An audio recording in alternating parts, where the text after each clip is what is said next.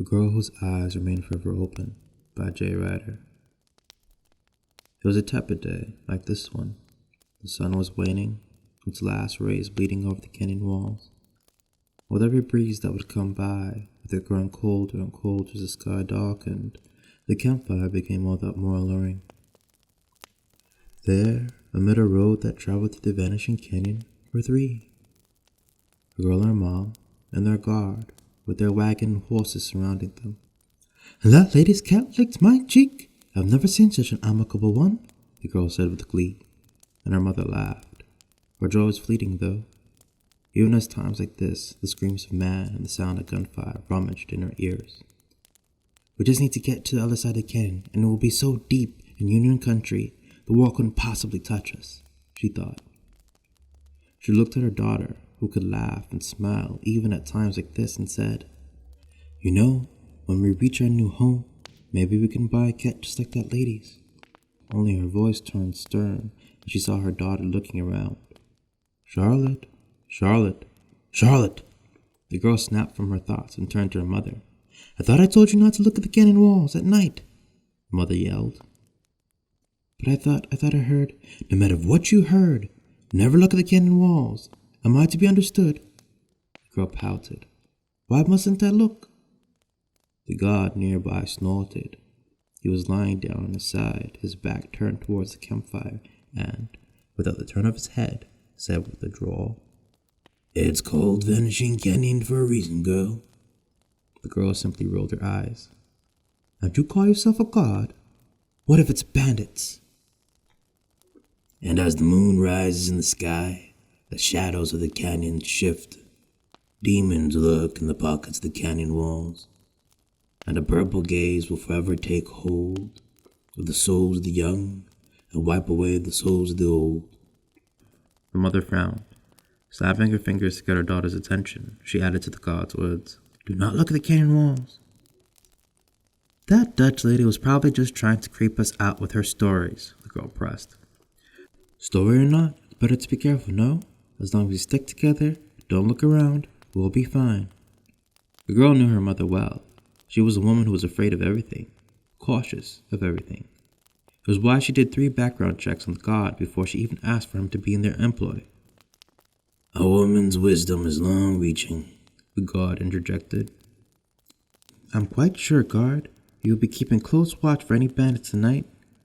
"Yes, ma'am. That's what you pay me for." And with that, the fun ended. They fed the horses and prepped for sleep. The girl and her mother in the wagon, and the guard stayed outside with the horses. As the night continued for what seemed like a long time, the girl suddenly woke. She thought she heard something, and shook her mother. But her mother merely stirred and waved her off. Taking the initiative, the girl left the wagon. There was only smoke left of where the campfire had been, whatever embers there were, buried under ash and dirt. "Guard!" the girl whispered. She looked left and right, but saw no one. She checked around the horses and around the wagon and even under, but saw nothing. "Guard!" the girl said louder. She didn't look around too far, reminded of what her mother had told her. But with that thought, she wondered, did he look? Has he gone? And with such questions, a fear took hold of the girl. The name Vanishing Canyon echoing in her mind, branding her thoughts, until she shut her eyes, afraid to see more. Just as she was about to turn and try to reach the wagon with her eyes remaining shut, to buckle down with her mother, she heard something again. But this time, it was clear and recognizable. "Meow." Opening her eyes, the girl turned around. Sitting there, licking its brown fur, was the cat from the entrance, the lady's cat. "Hey there," the girl called. "Did you follow us? Tired of that mean old grump of a woman?" The cat looked at her, its purple eyes gleaming in the night.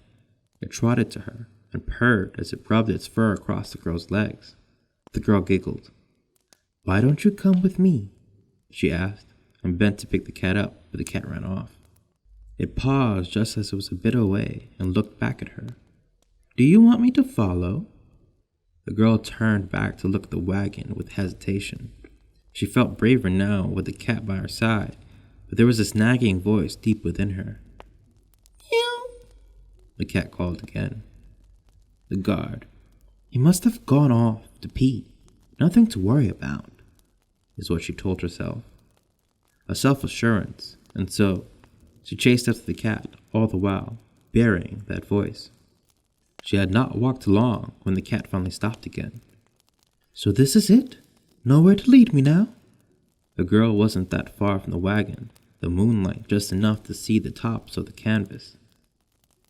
She bent over to pick up the cat once more, only her boots kicked something. With a look down, it was a holster. It was hard to see in the dark, but this was a holster indeed. The guard, the girl muttered.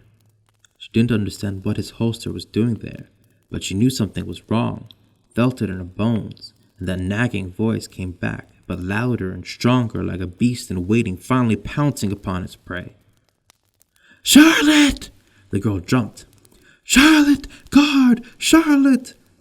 Mother! The girl turned and ran. She no longer cared for the cat. Whatever happened to the guard must not have been good, so all she cared for was to be by her mother's side. Mother! Charlotte! Mother! I'm here, Mother! The girl yelled. She ran and ran as fast as her legs could take her. Char!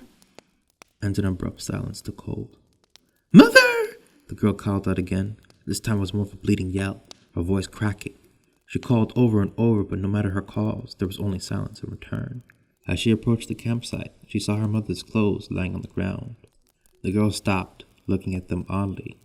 They were laid out perfectly, the shirt above a long skirt, boots underneath. Mother? The girl called out again, bypassing the clothes and looking towards the wagon. The wagon was empty. Wiping away the soul of the old, she recalled the girl's words. Girl, the girl turned. Looming behind her was the Dutch woman from the entryway, a woman whose hair had long turned gray and her face had long wrinkled. Standing, petrified, the girl said not a word. Her flesh was goosed and her pupils constricted. It was not that her mother had gone, nor was it the god had so as well. It was the glowing purple eyes of the woman, the pupils vertical like the cat she had followed merely minutes ago. Do you remember my name, Charlotte? I said it when we met, the woman said. The girl shook her head slowly. It is Virgo. Do you know why my name is Virgo? What it means? The girl shook her head again. In my home country, it means vanishing, a vanishing in darkness. The end.